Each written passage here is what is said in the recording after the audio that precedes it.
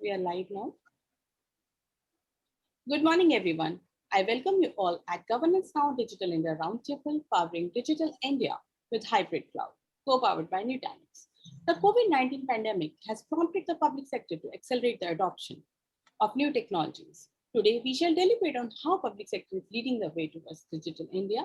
And before we begin the panel discussion, we have an interesting presentation on powering the digital journey of the public sector from Sri Sanjay Shindre, Head of Systems Engineering Group, Government Business, Nutanix. Sanjay, over to you. Thank you, Pragya, for a brief introduction. And good morning to all of you. So I will just share the screen. Pragya, I think so. You have disabled the participants. Yeah. Now you can share. So let me share the screen and start the presentation. I hope all of you are able to see my slides. Sohan sir and Samir sir, are you able to see the slides? Yeah, it is visible. Yeah, it's visible. Thank you. Yes, Sanjay, it's visible. Thank you. So welcome to the Powering the Digital Journey by Nutanix. So today, what we are going to see is what has been the major factors for the business to change and survive and thrive in the new digital era or the new digital economy is how and where we can go. Apart from pandemic, prior to pandemic, the digital era had already started, but there was always a hindrance, or I would say there was a limitation with the erstwhile legacy architecture. With the legacy architecture, which is proven, tested on the ground, but we always have a back of our mind that there is always an area of improvement. There were certain challenges. The challenges were like having the isolation, having the complex architecture, having the limited performance, having the limited scalability. And on top of it, we were having a vulnerable cyber attacks, plus a siloed different various OEMs. So at this point or at this cusp of our journey, okay, into the digital era, we always used to think that whether public cloud is the most adaptive way to go ahead and change our entire economy, because in public cloud we had the rapid time to market, we have single click of operation, we have fraction of IT consumption. Like for example, for any application, if we require a point in one core or something like that, we can consume that, and a continuous innovation. So what if Nutanix can bring everything same to on-premise, and on top of it also give a secured network, a secured premise, okay, for the data, where your data governance and data sovereignty is intact. So how we do it? Now, on this earlier side of my legacy architecture, so what we have changed? We have changed by bringing bunch of x86 and Intel servers with storage, network, and security integrated with that, with a various Intel servers. So again, if I'll move on, so what we have done is with virtualization and containers, we have embedded with our solution, where in a single click, where the application and database can be implemented. Now, the message over here is that one platform. So when I say one platform, so the digital hyper-converged infrastructure is our platform. On top of it, we can have the data center services like storage, networking, business continuity, or a DR. Then bringing the cloud native application, cloud native functionalities like DevOps services or automation or database as a service, bringing the data desktop services, the VDI kind of a services. Now, for all these services, what we have done is, okay, on top of it, where we can run any enterprise application, any cloud native application, any databases, any IoT or any. With this, we have formed our entire private cloud. Now, the second was with the private cloud, whether I can move seamlessly to the public cloud. So we have our Nutanix where we can move seamlessly to the public cloud without changing much of any application landscape. So how we deliver it? Now, as I explained, that with the storage, all the enterprise storage features, whether it is deduplication, whether it is compression, whether it is erasure coding, whether it is sync replication, async replication, we with all the bunch of servers that has a storage capacity in it with the networking capability. So we have our Acropolis hypervisor or AHV, what we call it. So now over here, we have given the freedom, okay, where we can have ESXi or the VMware hypervisor also. You can run any application which is hindrance towards only for VMware application, VMware hypervisor, or you have already invested on VMware hypervisor, we can install VMware hypervisor also on this or a Hyper-V. Moving on without compromising any high availability features, okay? So we deliver with ultimate performance. Now to manage all this entire infra, we have our own Prism console. With single window, we can do a complete automation of the entire infra. If you want to have any quick look on how the network within the various VMs are moving, with a single click, you can get a complete. We also give the predict analysis of, say, for example, we are having a cluster of 10 or 15 physical servers, Nutanix servers, where you want to have a prediction of next down the line 6 months for my citizen services. If at all I will require additional servers or storage or memory or whatever. So we give a complete predict analysis on that. Now, if you want to store any of the data, archival data, say for example, Aadhaar copy, or currently considering the vaccination programs which are happening across the country, the digital certificates of vaccination, if you want to store from a citizen services point of view, you will require a file or object kind of storage. So for that, you don't have to go ahead and raise a RFP or get a new filer or a object storage for it. Within the Nutanix cluster, you can also have a file service or an object service where you can store all these certificates in a very secured way. Now, with all this, within you can multiply it from one to many or many to one. You can do the replication also from a DR perspective or a disaster recovery perspective. So while doing this, so what we have added is that from application lifecycle management or a cloud automation lifecycle management, we have our solution which is called as Calm. With Calm, you have 50 ready-made blueprints which are available. The blueprints cuts across with Hadoop kind of a file system or with your Postgres as a database or your MySQL as a database, where with a single click, where you can deploy a predefined VMs on the cluster. Now, when you are deploying this, we also ensure that all these VMs have been secured through our Flow, which is a micro segmentation solution. What we can do is that as per the security guidelines set by the CISOs of your organization, we can say that, okay, fine, we can, while creating the template, we can allow or disallow what are the ports as per the CISO guidelines or the security policy guidelines.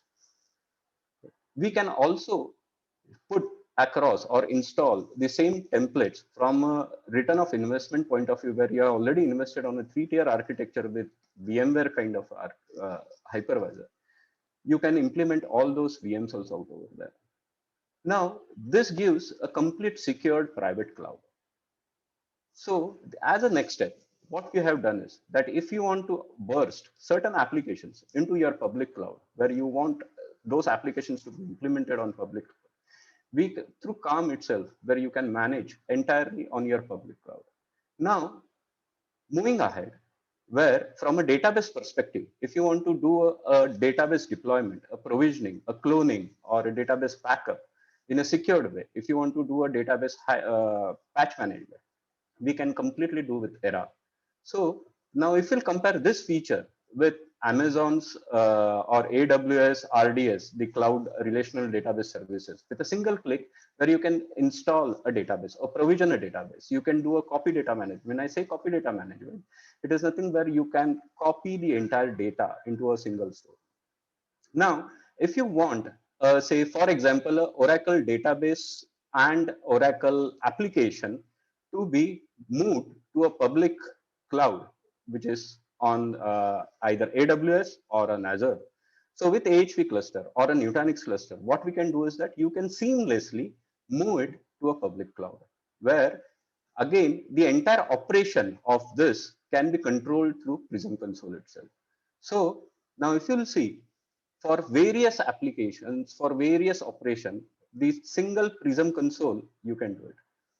Now, with this, your entire picture, which is of hybrid cloud, okay, is formed. So at one end, you're having your public cloud, you're having a public cloud, and on premises where your data, data is secured and data governance is there, data sovereignty is there. For that, you also have your own public cloud, which is under fully your control within a secured way. So as I spoke on the Prism, if in a normal scenario, you will have various dashboards to monitor it, whether it is your application dashboard, whether it is your security, whether it is your server health checkup, whether it is self-service or storage or data protection or virtualization. What we have done, we have consolidated everything under this one single Prism console. Okay, so where with one single click over here, you can easily make out what is the health status of my VM, and it also gives you the predict analysis for next 6 months, what is my growth or what are the additional workload for which the growth is required. While doing all those things, we have never ever compromised on from a security angle. In fact, security has always been a paramount and the first necessity for us while developing all the solutions. So now we take it for a database masking. Okay, so with Era, the solution what I just talked about. Okay, on that, with that you can do a database masking also. Say for example, uh, you want to mask the data and put it onto a public cloud for certain developments. You can easily mask the production data and give it on the public cloud in some few minutes. Okay, so that is the power of it, and that is we call it innovation for a single click deployment to the TND environment.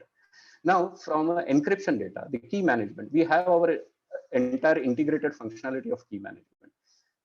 If you want to have a key management separate from the Nutanix for the overall rest of the securities, we can easily integrate with any of the third-party key management solutions also. Now, just to summarize, so at Nutanix, what we are doing it, we are giving a freedom of choice from a x86 server's point of view, where you are not bound to any of the x86 server hardware OEM. We are giving a choice of public cloud also. We are giving a choice or freedom of choice for the hypervisor point of view also, without compromising the system. Now, if I have to summarize in a diagrammatic way, it is like you're having a private cloud out over here and your public cloud. So now if you see, you're running either your VDI setup, either your database setup, or any application, a cloud native, or any analytical setup. So what we are saying initially is that you have, from a private cloud perspective, from a hardware OEM, we are giving a choice to you, a freedom, whether it can be Fujitsu, it can be Dell, it can be HP, it can be Inspire, Hitachi, anything. And at the same time, on public cloud also, whether it is AWS, Azure, or Google Cloud, okay, the freedom is there with you. Okay, so we are not binding you or locking you with anything. So we are giving the entire freedom of this. So coming to this, we have the excellent industry leading support centers. So what we do and how we do, we are having 24/7 by 365 follow the sun support model. With exquisite this kind of a model, we are able to achieve and maintain a 90 plus net promoter score for 5 years. For in fact, for more than 5 years, we have the customer satisfaction of 97%. So this is what the customers are trusting us and giving repeated orders to us. This is just a glimpse of some important customers, some government important customers. So now if I have to pick an example out over in this slide, which is Telangana State Data Center. In Telangana State Data Center, we have our database provisioning solution, which is Era, and they manage almost some 100 plus database instances where they do day-to-day operations, and they are saying that it's a blessing actually to maintain the databases. Now, if I have to choose further some critical use cases from a government customer perspective, so if I have the intense and competition and change, okay, which is like the demand is where I can deploy on with one single click tens of multiple thousands of users, okay, which is called a speed to market. So I have done it at NIC. If I have to ensure that the security is ultimate from a solution perspective, or the outmost or the topmost priority for that. Then we have done that at RISL, where they have linked the Aadhaar card and Bahamas card, which is of the Rajasthan, their own business, for the digital certificate, and which is very prime and absolutely integrated with from a secured environment. IIRS was looking for a cloud-like agility because the traditional or the legacy infrastructure was pulling them down from a go-to-market or from a further development into that, where the improvisation was required. So we have given that improvisation layer to that by having a Nutanix cluster out over there. Coming to Uttarakhand, okay, so Uttarakhand state as such, okay, where the entire state data center runs on Nutanix, where all the citizen services or the e-offices of Uttarakhand runs on Nutanix. So these are the key use cases from a government perspective. Now, in India, we have more than 500, 600 customers actually, and in various verticals. So whether it is BFSI, IT, ITS, or manufacturing, or travel, or anything as such. So that is how we are delivering. Now, just to compare what IDC has done, IDC has compared the Nutanix architecture or the Nutanix deployment for on-premise with the legacy architecture or similar kind of this thing or alternate architecture, if I have to put it across. So most of our all customers have got 62% lower TCO in 5-year time frame. The unplanned downtime which was there, that has gone down drastically by 85%. So these are the key things what IDC has proven. When Gartner started releasing the Magic Quadrant for HCI right from 2018, okay, we have always been into a leadership quadrant. Nutanix has never ever gone away. In fact, we have some neighbors out over here, but Nutanix has always been there right from the day the Gartner Magic Quadrant has started. And same is the case for Forrester also. In Forrester also, we have always been a leadership quadrant. Now, last year during the pandemic and when there were the lockdowns which were there, okay, during that phase of time also, Nutanix in India grew by almost 42%. The customer growth which was there, it was by 34%. The partners for us who are there, they have grown by 51%. The employees, okay, where we would have heard a lot of things where there were job recession and all those things, but we grew by another 17% on year basis. For last 11 consecutive quarters, we have always been rated #1 in IDC. Just to give, if you are looking for optimized solution, automation, and scalability, please partner with Nutanix for your success. With that, thank you very much, and I will hand it over to Pragya. Thank you, Sanjay. It was indeed a great insights on various things that you have covered. And now we are moving towards our roundtable discussion on Digital India, for which I would like to invite our speakers. And I welcome our speaker, Shri Sameer Vishnoi, CEO, Chhattisgarh Infotech and Biotech Promotion Society, Shri Srinivas Bhusarapu, Chief Information Security Officer, Pension Fund Regulatory and Development Authority, Shri Krishan Kumar Sharma, Chief General Manager, Center for Excellence in Postal Technology, CEPT, Department of Post, Ministry of Communications, Government of India. I welcome Shri Sohan Nautiyal, Head SEMP Odisha, and I welcome Shri Ganesh Iyer, Head of Government Business Nutanix. I welcome you all at the discussions today. Thank you, Pragya. So we can start the discussions, and all the cameras and mics are working. Yeah, thank you. I think it was a good insight.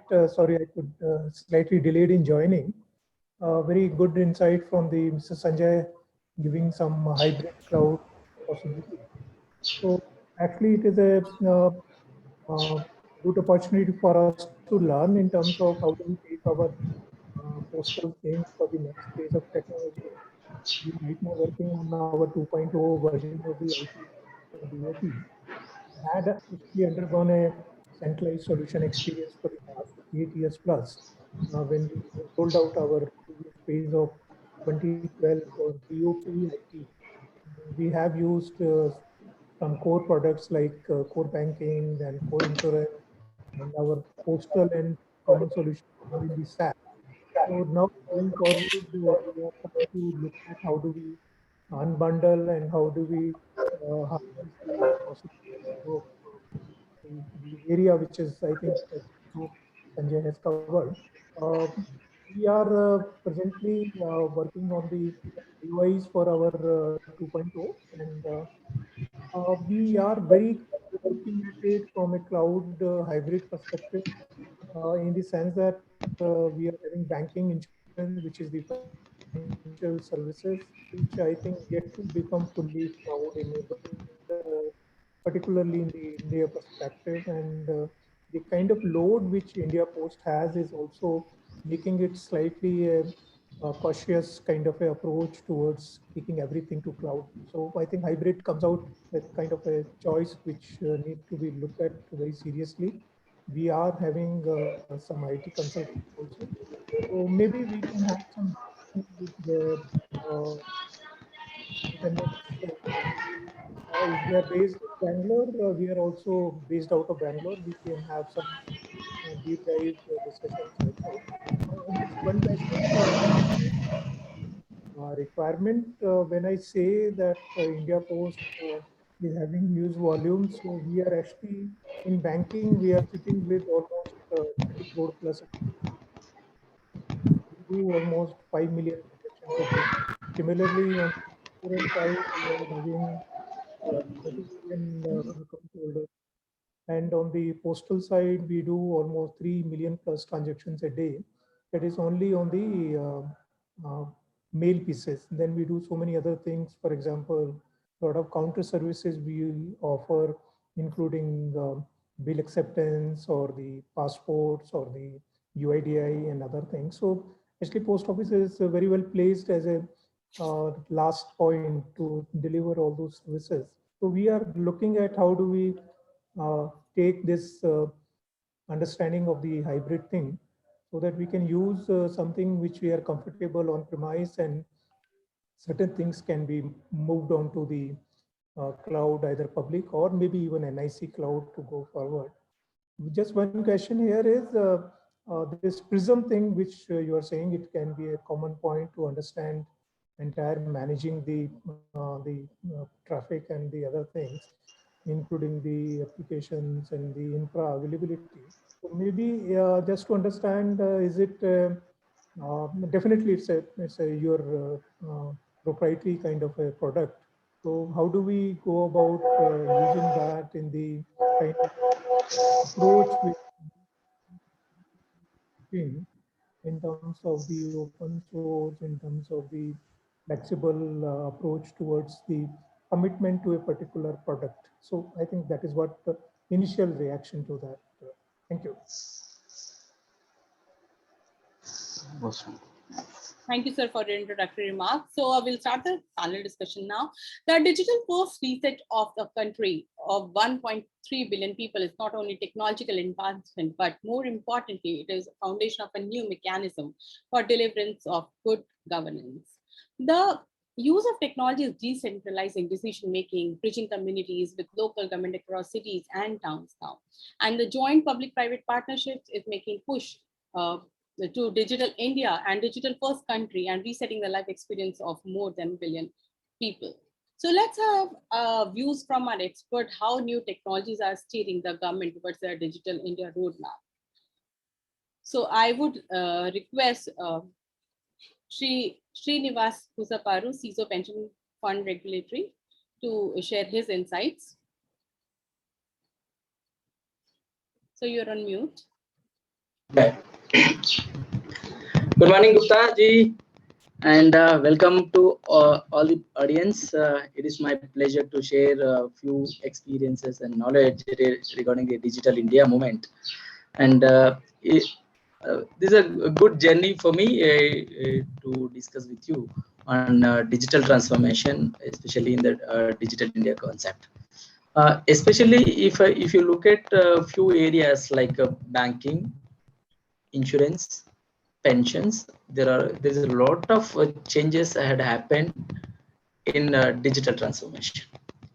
And in that next 5 to 10 years, what we require, we should also understand on that, because there is a lot of changes are happening. So to get into that, we require the capacity building for the young engineers, number one. And number two is we should understand the emerging technologies. What are the emerging technologies are there? How we can use the technology for the enablement of various services in the Digital India movement. And next one is uh, we should understand the domains. Always we are thinking about the Digital India. So in order to enable that, we should understand the various domains, like finance is there.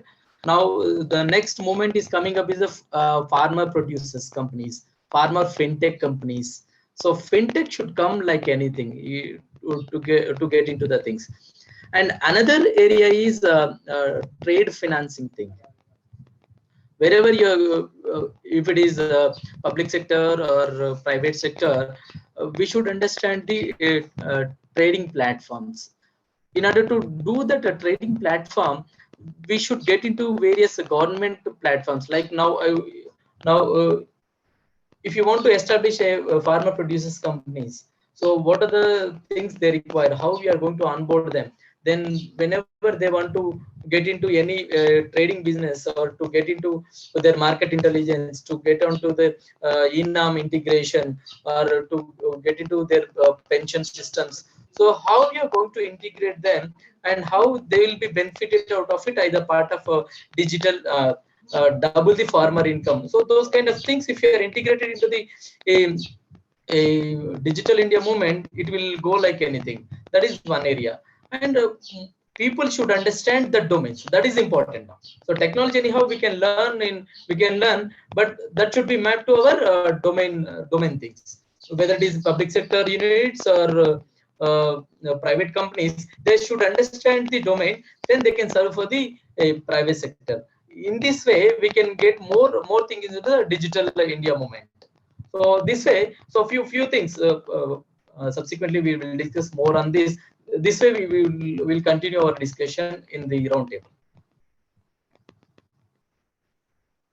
Okay, you're on mute. Sorry. So, Sohan sir, can we have your views how the state is steering towards digital India? Yeah, Pragya. Thanks, everyone. Good morning, all. Thanks, government's now giving me the opportunity to be part of this discussion on Digital India Roundtable Conference. As the technology is one of the key things for any of the currently. So that's this is one of the key charter of the state as well, as per our honorable Chief Minister. Also, one of the out of the five T, technology is one of the key charter. So that's how this can be enabled to provide all the services to the citizen.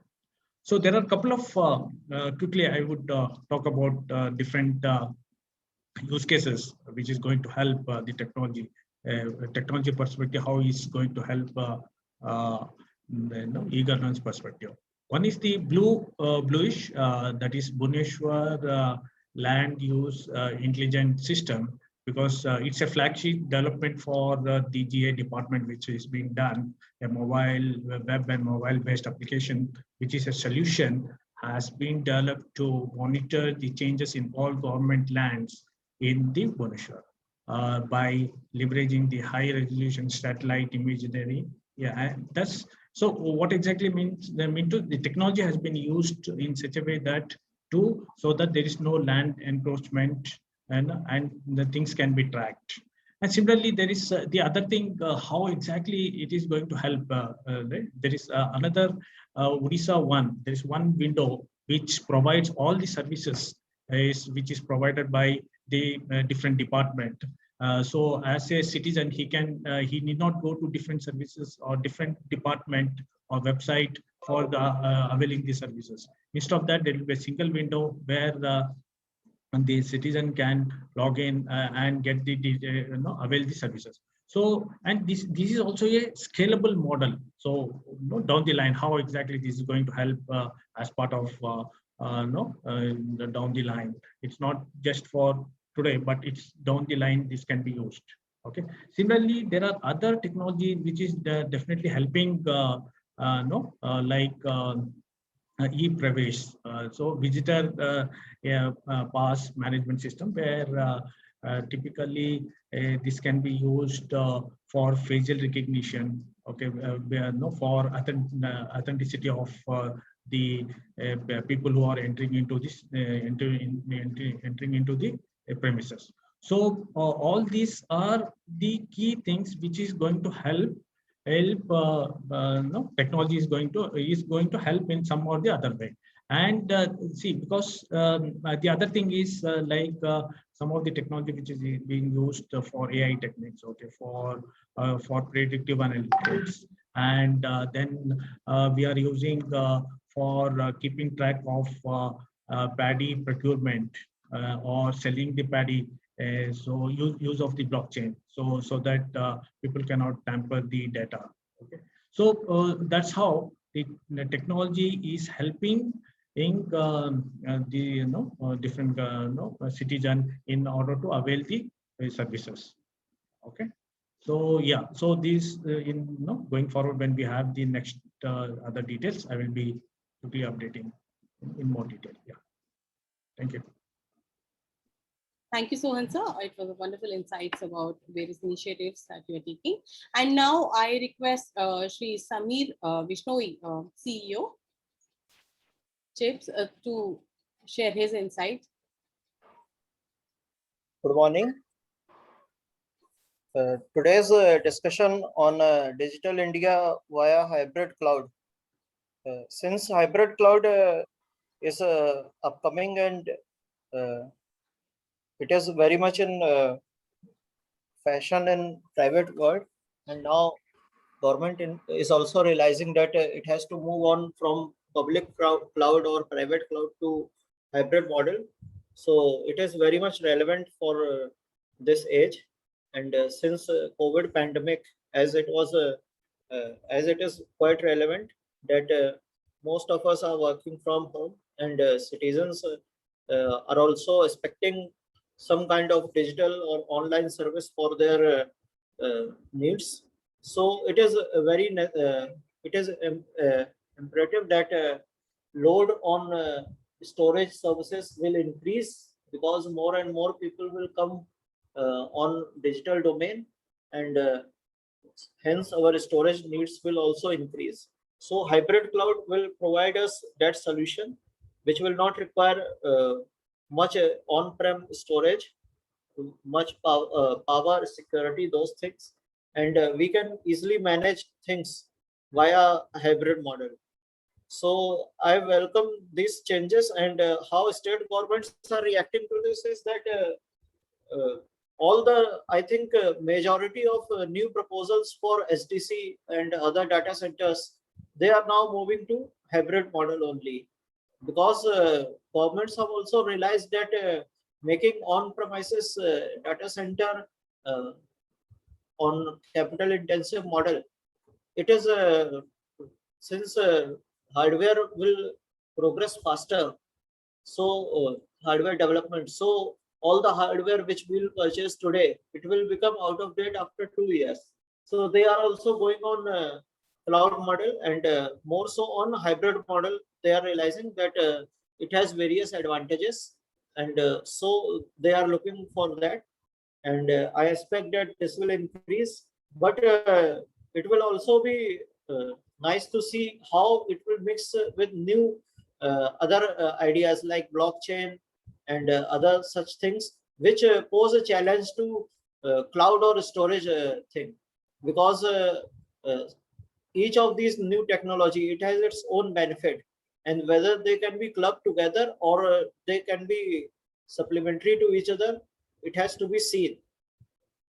And since right now we don't have very large number of examples to see it, so all these alternatives are still fighting for their space, and it will be very good to see competition in future.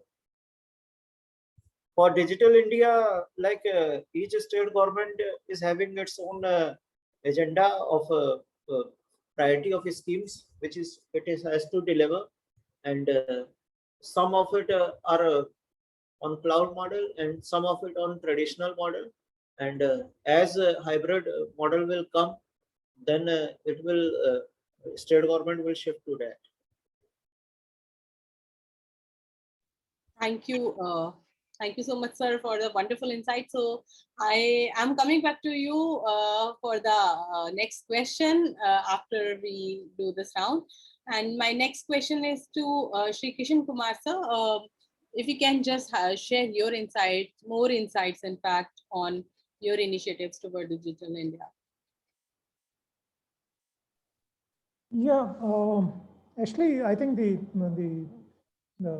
theme is coming out correct. The way the technology is taking shape, and infra, no doubt, is one of the essential part, and it needs to be taken care of by some specialist in terms of going forward. And as an initial point, the hybrid looks like moving from already our investments and then taking it to the, maybe in due course of time, it will reach to the complete cloud kind of a possibility. One question which may come is that whether there is any roadmap for this hybrid thing, which is right now is one of the required way for the looking like going forward. So if we look for 5 to 7 years kind of a horizon, how do we look at this hybrid thing on the table now? And what could be the next possibility in the cloud, if we can have some interaction on that, whether this cloud itself can become interoperable, which is presently, I think it's not so straightforward as per my understanding. So maybe somebody can clarify that point for our benefit. Sure, sir. Okay. And now coming to Mr. Ganesh Iyer, sir, as Nutanix, you are one of the technology partner working with the government in driving their Digital India initiatives. What do you see from outside with respect to Digital India roadmap and your role in this? That's a great question, Pragya, because I think whatever we are seeing has been captured very eloquently by all the speakers. The common thread that I were to tie it across, right? If I start with Sri Kishan Kumar ji, he started off with the migration of India Post from being just across standard post operation towards moving to banking, moving towards last mile delivery of passports. I myself have availed of the banking services of India Post around 5-6 years back when I had some of my FDs, and that was a revelation for me. Now, the transition of the India Post, as we remember, right, being just like a postal service, towards a complete metamorphosis of what it is now for citizens in really far away areas, in really far away remote areas, giving them the link to the government services, is something that defines the success or failure of what has been the citizen outreach. Now, there are 2 or 3 points that stood out across whatever Sri Kishan Kumar ji said, or Sri Srinivas ji said, or Sohan ji, or Samir ji. One was the load, right?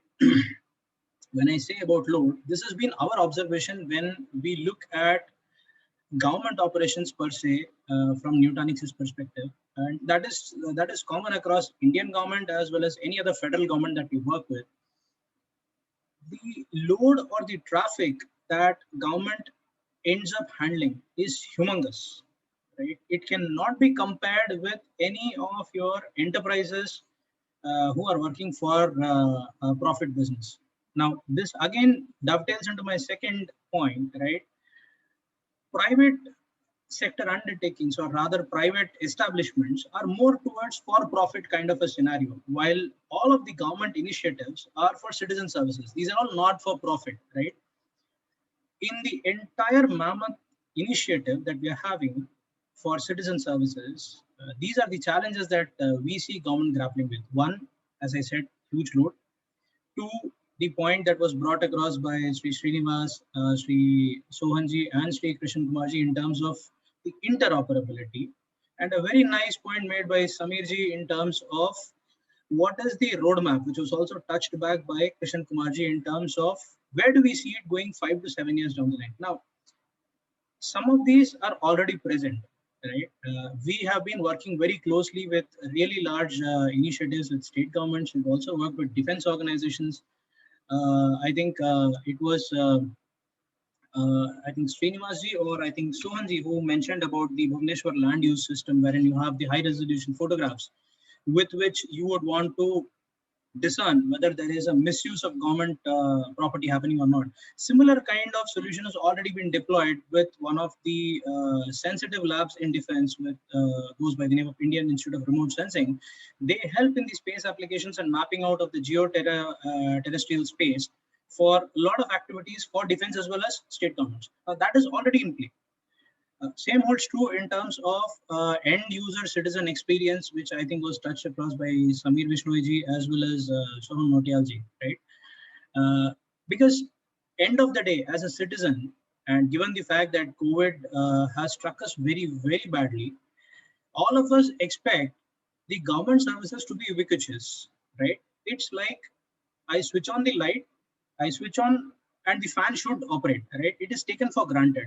Government is also taken for granted by the common citizen because their expectation is that government is all encompassing and they are here to take care of me, right? And the way that they look at government services is also that seamless. So if you look at it, initially the entire nationalized scenario that we used to have, from where it moved post 80s to the privatization, and now it's gone to public-private partnership, is actually very similar to the evolution of cloud elsewhere. Nationalized can be considered as your private cloud inside your own data center, right? Privatization is possibly the public cloud, wherein you have all the players who are for profit, be it an Amazon or any one of AWS or any one of these cloud service providers. And the public-private partnership is the hybrid cloud evolution, wherein as government, you decide that these are some of the services that I would rather want inside, because the PII, the publicly identifiable information, is very sensitive. Example might be an Aadhaar, right? Example might be a medical record. All of these things I would rather want to have it inside.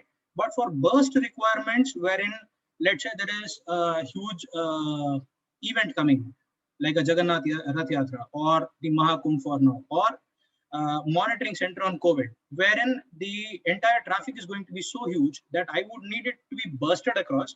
That is where I would want to leverage the public cloud. And there is already a mechanism present wherein we see governments leveraging both sides of the aspect by having their applications seamlessly migrate from where they are currently inside to a public cloud. So in a nutshell, the problems that government and the government entities end up grappling with in the most of the scenarios is, one, the huge amount of load. So you need to have a system, or rather you need to have someone who understands the end services that government is giving. For example, the Department of Post, what all do they give? Or from a state standpoint, what are all these citizen services that you cater to, right? And then architect a solution that is present, but it is not all encompassing, because for a citizen or for a government arm, they would rather want to focus upon their objective, which is citizen services, which is, let's say, a disaster management or so on and so forth, rather than spending time on where do I put my application? Should I put it inside? Should I put it outside? Will it be secure here? Will it be secure there? So that is where we are looking at transition happening towards adopting a solution that cuts through all of this, is very easy and simple to manage and implement. So that's where we see the government initiatives going towards adoption of such kind of technologies. And once you bring in the advanced level AI, ML, or the blockchain part of it, right? I think there was one input on the Orissa one, wherein the endeavor was to recognize facial recognition and then figure out who the person is in terms of attendance, so on and so forth. We already have a similar kind of project running in Bangladesh in a testing scenario, wherein they are trying to figure out the crowd control basis facial recognition on an IoT platform that's built on top of what Nutanix has to offer. So most of these initiatives across governments, across geographies are very similar. The only difference is India possibly leads, or rather it is very close to the pole position in and around China in terms of the depth of transactions, the load of transactions. From an Indian perspective, we see huge amount of load, and that is what actually differentiates the entire citizen services of the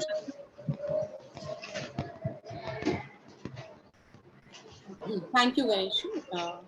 Thank you for making in-depth points about adoption and technology. And now, since I asked Sohan sir, it is said cloud and data centers are enabler for today's digital world. And in times like COVID, how government foresee cloud as an enabler for facilitating work from home situations for government officials in your seat? How are you preparing or prepared? Yeah. Yeah. The question is to me, right? Yeah. Or Should I repeat the question? yeah, no, yeah, no, I got the question. Yeah, so it is for me. Yeah, okay, fine. So basically, in COVID situation, what the government has done is that the very one of the key initiative was that we had to enable all this similar to e-office. We have automation system, office of automation system. So we had to enable for each and every employees is VPN connectivity so that they could work from home. So that which is going to definitely help people if there are any, because it's a typical file system, and if any of the citizen are requiring some of the things to be moved, so that could be done and from working from home. That was one of the key things during the pandemic. Okay. And apart from that, the other key things were direct benefit transfer, which once it is decided to provide some scheme based on the scheme, there should be some transfer of money to the beneficiary. So direct benefit transfer was one of the things which was it is one of the thing which is done by the government to the citizen. Okay, during the pandemic, it has also helped them a lot. And the other thing, as I was talking about the Odisha one platform, one window from which from where citizen can log in and avail the services, and there are around 540 services which citizen can avail from one single window. So that's the other thing. And the virtual classroom, which each and every department is the education department could use it for for education perspective. So and apart from that, the other thing is that because of the cloud or the data center perspective, even if there are certain applications which are developed by different department, and this could be hosted remotely by the department on the cloud. Okay, and they are giving they are provided some credentials in between so that they can use it to deploy the application, and they need not come to data center and provide basically avail the facility. So these are the key things which has helped during the pandemic. And the other application which was developed, and because Odisha dashboard, that state dashboard which cover all the aspects of COVID, how many people are reinfected, or and so on and so forth. All details is at the district level. It provides the details of the COVID situation. Okay, in the state and across India as well. No? So these are the key things as part of the COVID, where we have seen that the government was involved completely. And even yesterday, I had been to one of the call center, call center, where exactly how many doctors are there, available, and because there was a sudden peak in the number of cases in COVID. So just ensuring that we have the people in place in the call center who can provide the services from there only. Like we have 104 number where directly a patient can interact with the doctor, and doctor can provide immediate solution for whatever is required. So these are the key things, and yeah, so that is it. Thank you so much, sir. And sir, Sameer sir, I'm coming back to you since my question is on cloud. How are you enabling your work from home situations for government officials in your state?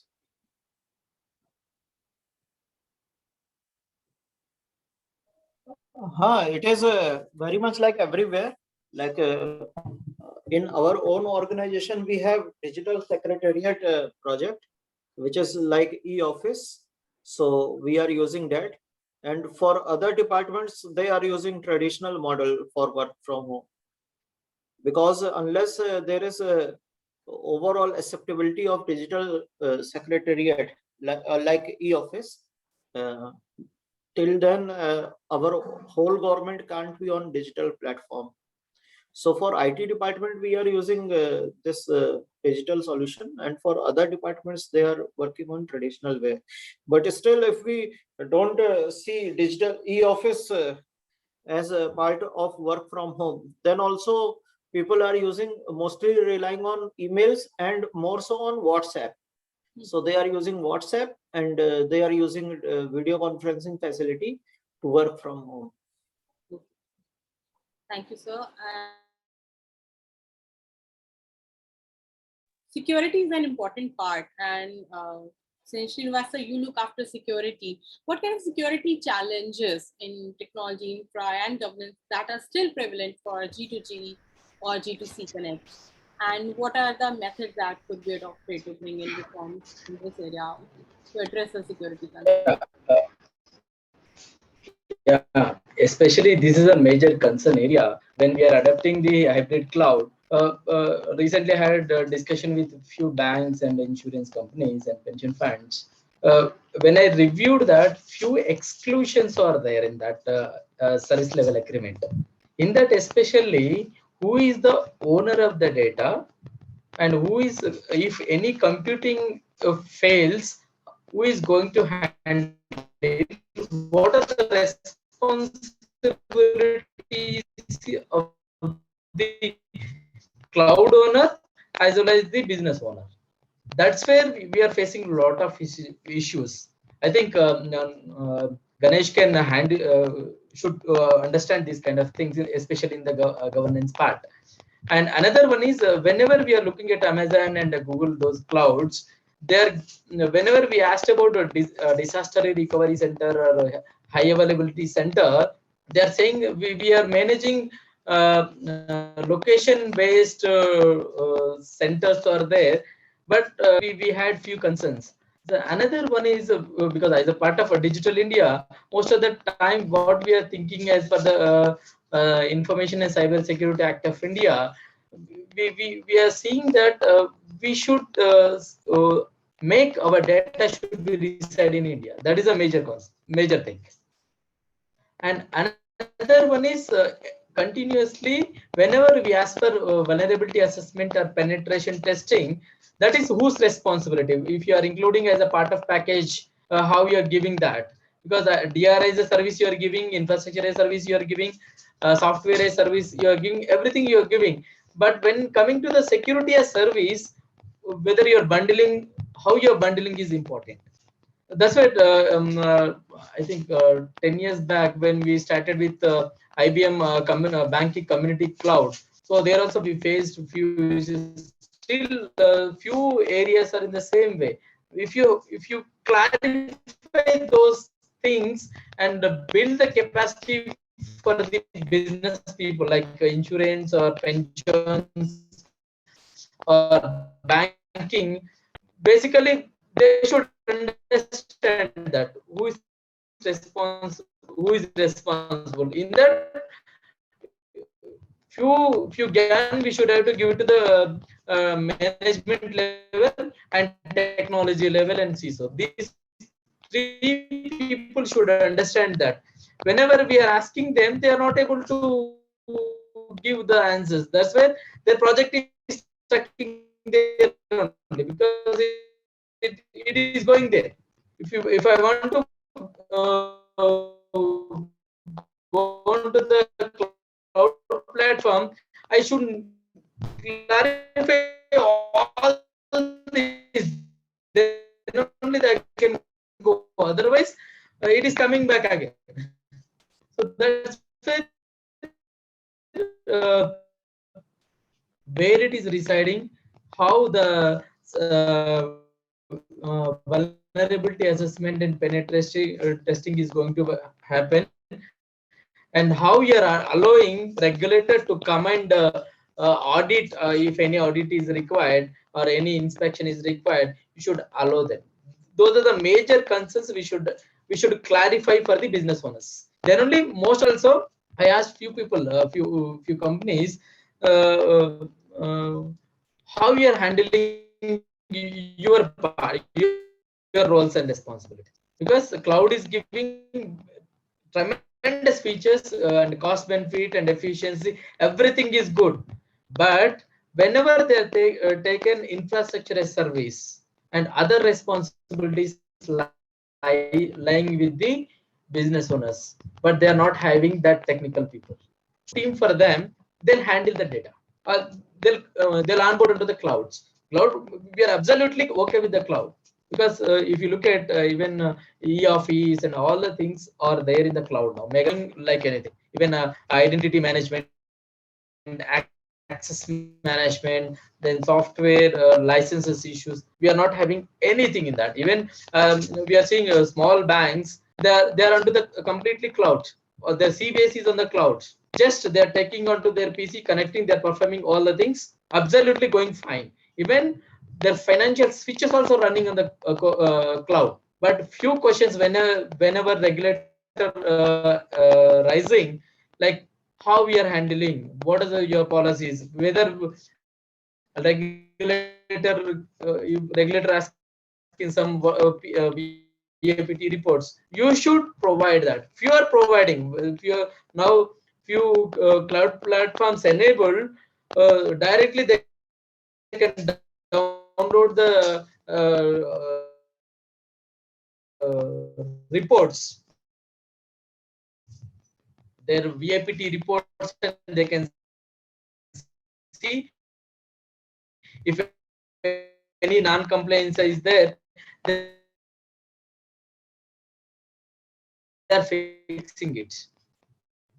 So those kind of things are there. And coming to the more next potential areas, now if you look at any CCTV of ATM, and that should be 90 days residing. So you can imagine 16 to 16 TB storage. If you take that onto the cloud platform, and if you apply AI and ML over there, so if a potential use case also you can explore, and you can we can use these hybrid wherever these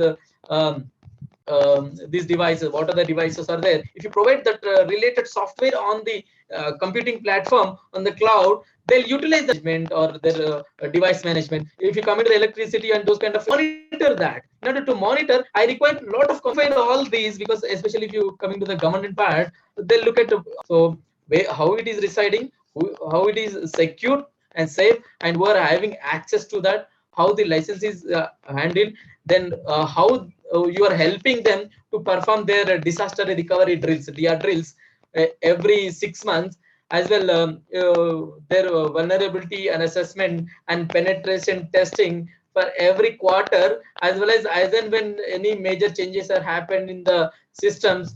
You should support them. That's why they're handicapped. That's why we are also fearing of whether they're not providing, then how we are going to handle it. That's where you should give some capacity to the various PSUs and banks. Then objectively we are fine with to adapt the hybrid cloud model. So these are the things we are exploring. More we require more and more into that. So I think Ganeshji can answer these kind of things. So how you are handling at your part in your cloud, because we have seen Amazon and Google, all these we have seen, and after analyzing all the even Meghraj cloud also, we found all these gaps. That's where some fear is there for the business people. Even PSU is not saying, but they are in that only. Their concern is also same thing. So, Thank you, Pragna. Over to you. thank you, Srinivasi. Ganeshi, would you like to add on something from the industry? Yeah, sure. I will take a stab at whatever Srinivasi has put across, as well as the inputs of Suhanji and Samirji. Right? Srinivasi, if you're saying something, you're on mute.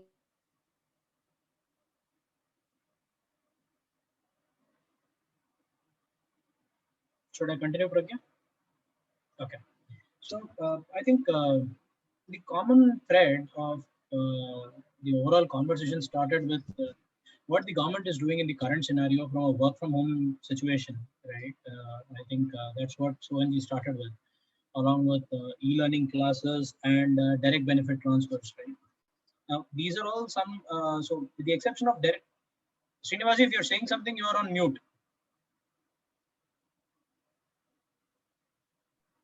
Srinivas sir, you are on mute. If you can hear us. किससे आप लोग किससे बात कर रहे हो? समीर बिश्नोई से? नहीं श्रीनिवास जी सर. अच्छा ठीक है.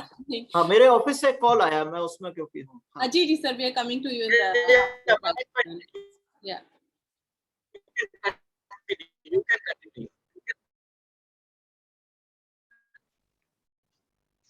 Yeah, you can continue. Sure. So I think Sumanji brought across a very Ragnaji, point. you can continue. Okay.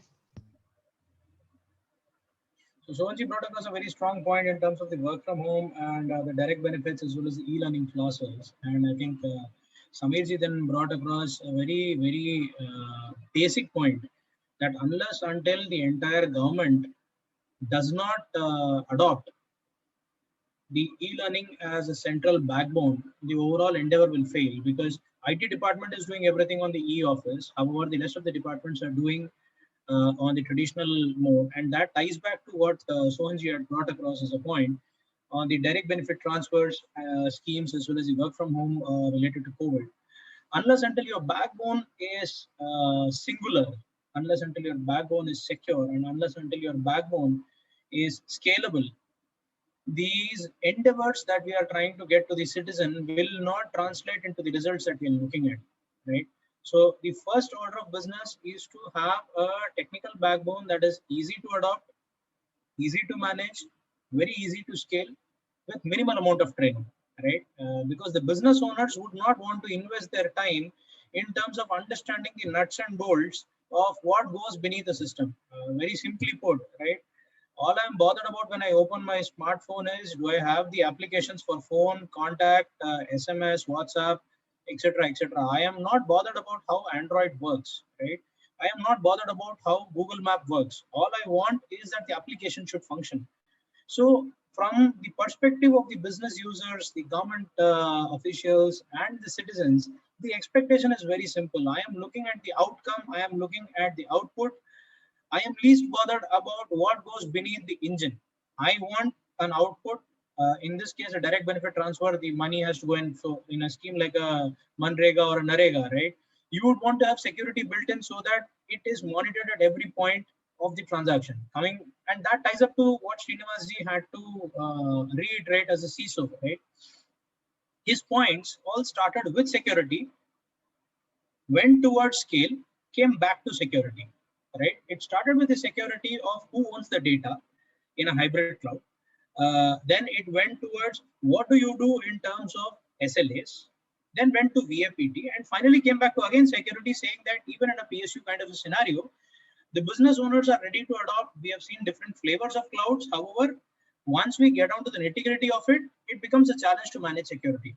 So I will try to demystify this from what we have been working with some of our larger government initiatives. And one of our largest customers or patrons, patron should be the right word that I should be using, not customer.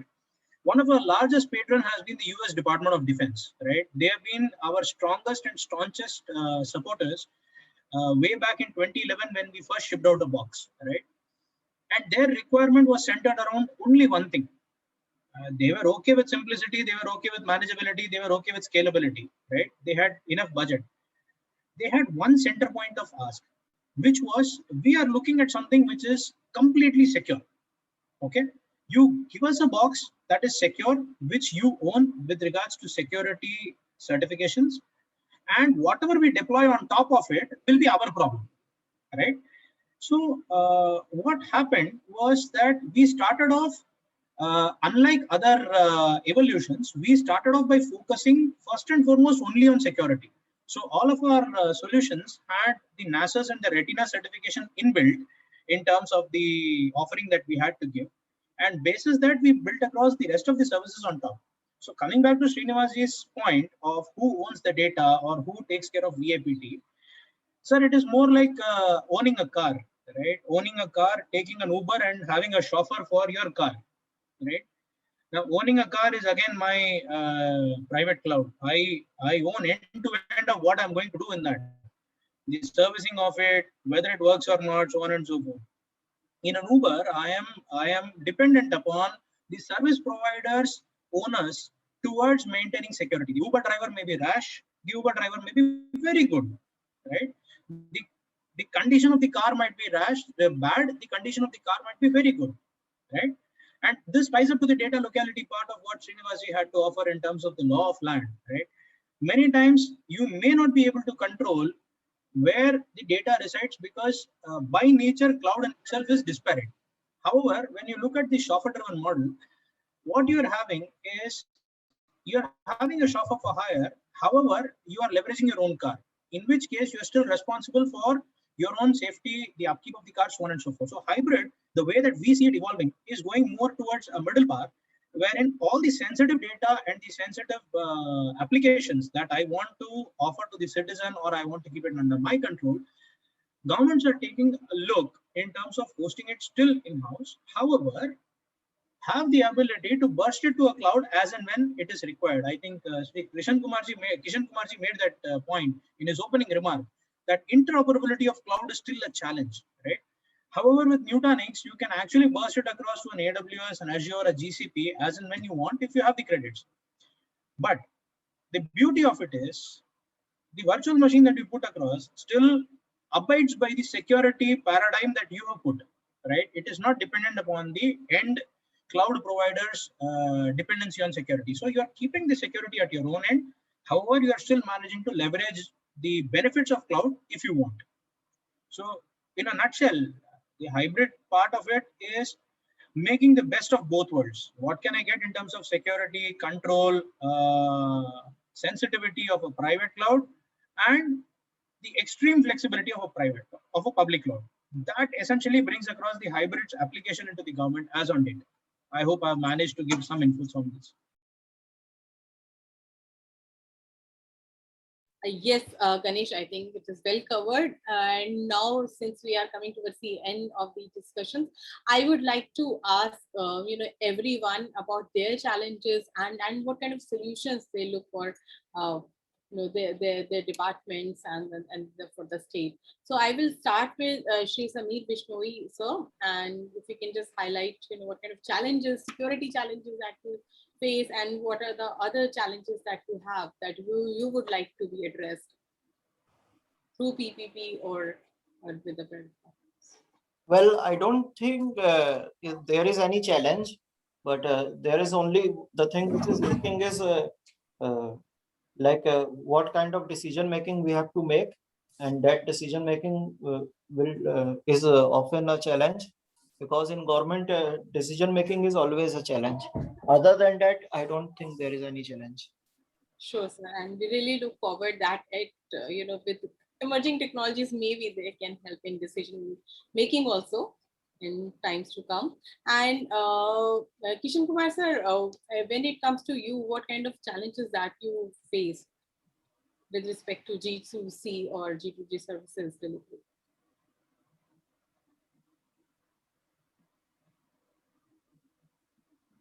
Kishan Kumar sir, am I audible to you? Yeah. Actually, as Samir was saying, in government doing business is the starting point of challenge. So no doubt we are having our internal requirements to be met in terms of the procedures and all.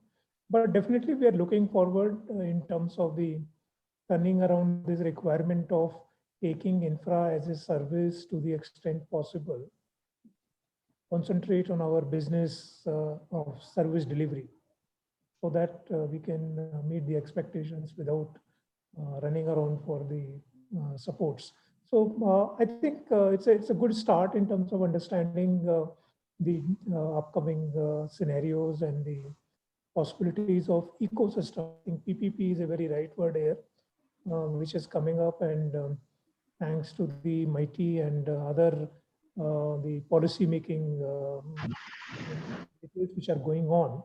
Hopefully, another maybe end of this year, we'll have a very good ecosystem which will help this journey from the complete own prime to hybrid, and then maybe later on reaching to a like a real service infra as a service, completely moving to that. So no doubt security remains one small challenge in this, because somewhere having the comfort of maintaining entire thing on your own, when you hive off some portion to some outside, then attention. So that remains a challenge for some more time, and particularly where I think Mr. Sohan and all of us who are part from the users, they are handling the last citizen kind of a last mile, and the security challenge is really very high on that. The way that things are taking shape with the commission and omission from both sides. Our own users sometimes are not knowing many things, and then the ecosystem is having a lot of people who are out to hoodwink the protocols. So from that angle, I think it's a good start. We are looking forward very positively, and we work on this because in India Post we have the banking insurance both, which are yet to be fully comfortable with moving out to the cloud, even in the industry perspective. So definitely hybrid looks like a first step towards that, and some customer facing, some low level activities we are looking at moving to there. So I think we will be, as I told that this industry people are in Bangalore, so we may try to get in touch slightly more and understand it more. Our requirement is actually very huge in terms of the network, in terms of the data. We are already having almost 2 petabyte data, and so things are not normally startup type or a small requirement. We are having huge requirements. So accordingly, we are, and this is the right time. I think thanks to the organizers also, we could get some insight into it. Thank you. Thank you so much, sir. And Sohan sir, coming to you now, what would be your insights on that? On the challenges? So basically, by clear understanding is that so we have to work towards minimum government and maximum governance. So how exactly we could make out? So number of application or whatever initiative is done. So it is a scalable model. It should be a scalable model, so that if a certain application services are available today, and that can be availed going forward as well.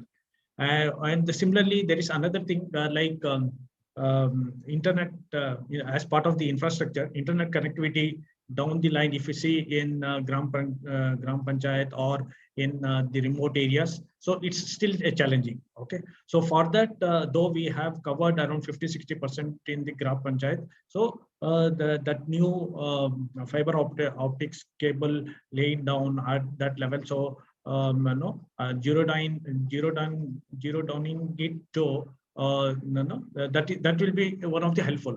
So these are the things where we have slowly government is working on it, and even central government is investing on that. So these are the key things where we see down the line it should get streamlined.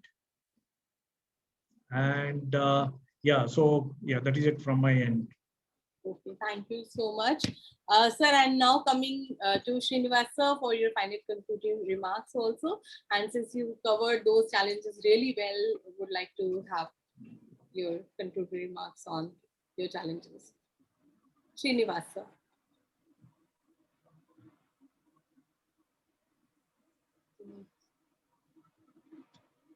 Srinivasa, can you hear me?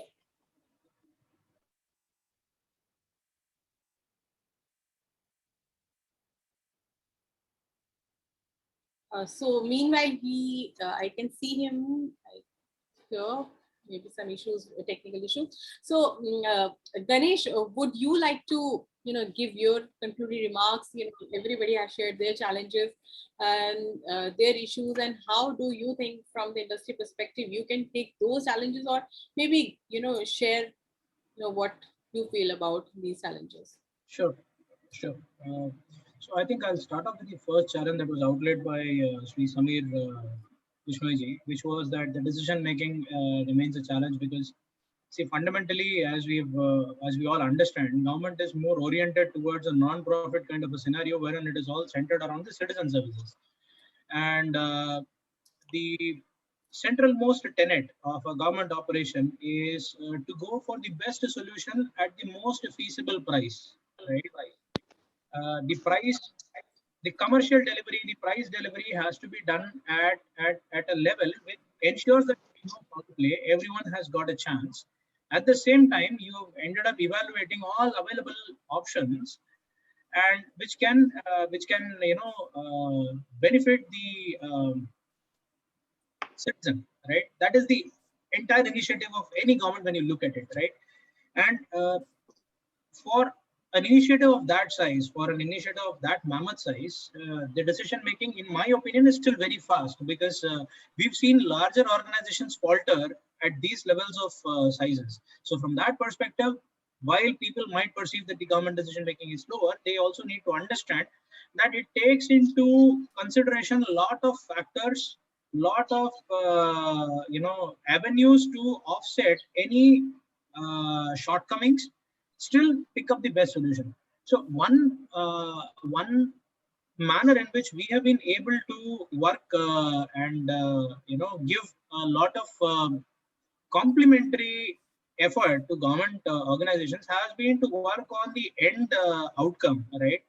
And thereby, which essentially means that we look at the functional outcomes that the government is looking to provide. For example, if it is in a authentication for an Aadhaar, right? End of the day, it is just the Aadhaar which has to get authenticated with an OTP from an SMS gateway, right? Now, in order to do that, you can have a number of solutions. However, if you define the outcome very clearly and you ensure that all those who are in the race can participate and offer their best bid towards the government, I think that makes it somewhat easier, more so from a decision-making point. From Kishan Kumar sir's perspective, I think he had brought across 2 points. One was security, on which I think me and Srinivas sir had a lot of inputs to share. And I do agree with Kishan Kumar sir that security is something that you have to nail it in. But I mean, going back to his initial opening remark, right? He had a couple of inputs with regards to PRISM and the scalability of it, and whether it gets locked down into a specific OEM. Now, answering that, fundamentally, when you look at a solution, that solution has to give you the ability to be flexible in your choices, right? What I essentially mean is that my end outcome remains the same. However, the means in which I choose to reach to that can be as per my choice, right? And from Nutanix's perspective, the solutions, whatever we have to offer and whatever we've been working with most of the government organizations, have their core tenet as freedom of choice. And that's where we come in. So be it Prism, be it, the hybrid cloud model, all of that have the maximum amount of flexibility and freedom when anyone needs to choose that to reach to their end objective. I will give an example here because I think Kishan Kumar sir had mentioned twice about the banking and insurance. I think one of the largest private public sector insurance companies, LIC, has successfully chosen and migrated over Nutanix because they, after a year or so of deliberation, found out that what we have to offer in terms of flexibility, freedom, and functionality at a very attractive price is making the business case very much viable under the strictures of government, right? So it comes back to the first point that if I'm able to define my end outcome and thereby have a functional requirement very clearly laid out, not restricting any participation, not restricting any competition, right? End of the day, the endeavor is to provide the best technical solution at the most comparable price. If we are able to work with the government organizations in terms of defining that, ensuring that they get maximum participation, I think decision making gets speeded up. And if security is inbuilt as a part of your overall DNA itself, then at least for Nutanix, I can very well state, given our experiences with US Department of Defense, as well as our own DRDO, our own Indian Air Force, wherein we've been working, or many other sensitive places wherein our solutions have been deployed. Security is something that comes in very, inherently to us. So if we can collaborate across all these factors and make a value proposition which does not restrict choices to the governments, gives them the ability to discover a fair price, I think we should be able to partner and participate much better towards enhancing the digital India experience and the end citizens experience with the government service. Thank you, Ganesh. And Srinivas sir, now we request for your concluding remarks. Thank you, Pragna. Especially now, what we are thinking is a few better use cases. As a part of e-governance and digital India, I think most of the people know national optical fiber grid is also coming up, and we have 6 lakh plus panchayatis are there. We have various softwares also there for that. So if you make that kind of data and computing on the cloud, it's more than enough. There you will get all the stack. If you make rural stack, I think one of the objective of the rural development is the rural stack is coming up very soon. Rural stack as well as India stack, then Asia stack. There consent is there, payment layer is there, KYC layer, all the things are there for every citizen. If you're if that is in the process, for that if you provide the computing environment and infrastructure environment, we can reach everywhere. That is what the digital India, that's what we are expecting. And all the transactions whatever performed for collection of property tax or accounting, or what are the works are happening at every village, NREGA payments and onboarding of the NREGA people, pension onboarding, everything, the 6 lakh plus panchayatis, if you're enabling onto the cloud, it's like anything. And to get onto that, we need another support like the utilities and network utilities and computing utilities, as well as the common application softwares to enable that. And fundamentally, we should build their capacities at every level. Now, at every level, we have, as a part of NKN, all the universities are enabled now. On that platform, e-learning will come, then transactions will come, all the audit reports will come, all the things, identity management, access management, then what are the works are identified over there, what are the pensions they are getting for them, and how their health profiling, PHC network enablement, all are in the pipeline. But for that, we require the best infrastructure in place provided with the hybrid cloud model, because finally it will come for the first is security, next one is the cost. How easily we can adopt the cloud, and how easily every panchayat.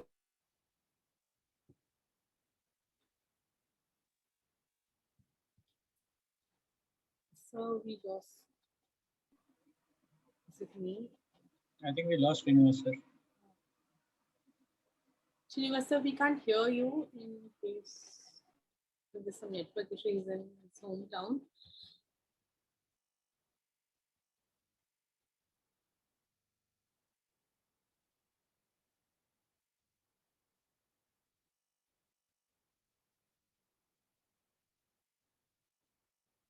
Srinivasa,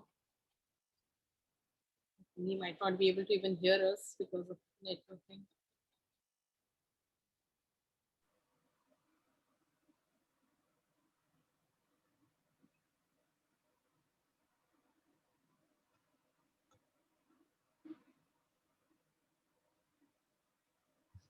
So we can wait for another minute so that we can just conclude his remarks and then we can close the panel.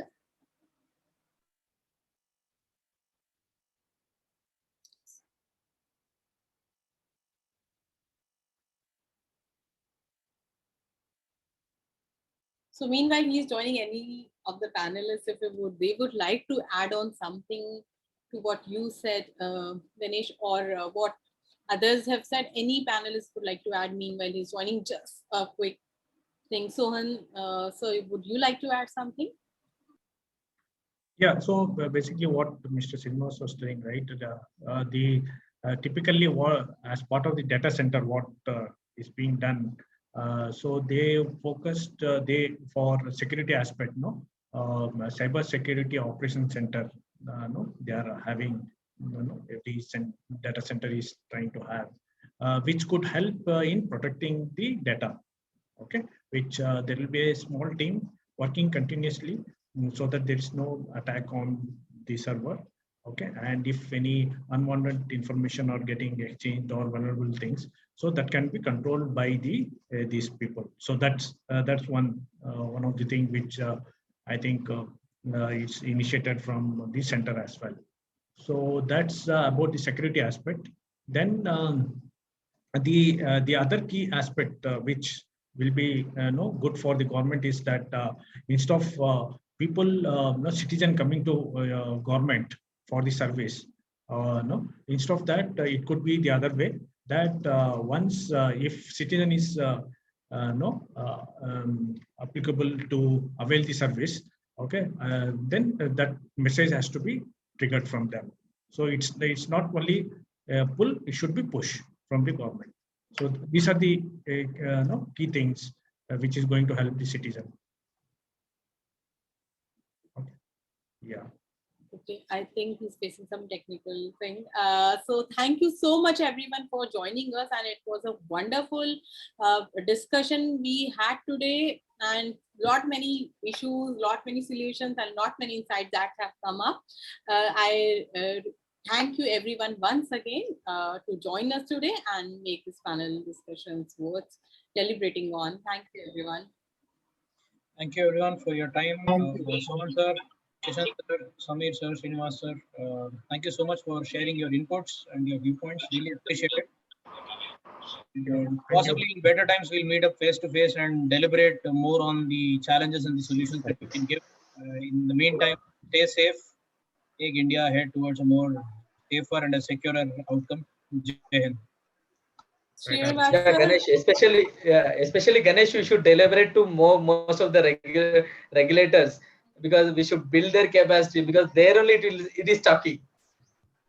So we should give them more gang then high departments level. Then, because as a if you look at the CISOs level, CTO level, whatever justification they're given, they won't accept. First, on the top level, we should do, as well as the technology level people also, we should have to make them to convert with the hybrid cloud. Then people are ready to adapt. But few concerns are there. We should have to clarify that. In that way, we will establish a lot of cloud infrastructure. They'll onboard. So I was just talking about the CSOC, that is Cyber Security Operations Center, which is getting means most of the data center are going for that. Even so that will be one of the key thing for protecting the data. I was part of it. I'm one of the member in that. So that's what with government model we can go into that and we can adapt. Through PPP is always required, because if you look at Cybersecurity Strategy 2025, there are a lot of PPP models are there to establish hybrid clouds. So basically, we should secure our data, whether it is land DOLR project or DBT project or NREGA, any project data, we should have to store it in a central place and secure it. That is our aim. Okay, then thank you. Thank you very much, sir. Thank you. Thank you, Sohan sir. Thank you, Kishan sir. Thank you, Srinivas sir, and thank you, Samir ji, for the excellent insights. And we'll be more than happy to connect you again, as Ganesha said, face to face whenever the time provides. And meanwhile, before we meet face to face, we'll be again happy to connect either over on Zoom or over Teams or any way of digital media which is possible for you from your end also. So looking forward for that, sir. Thank you, sir. And Kishan sir, would you like to add something?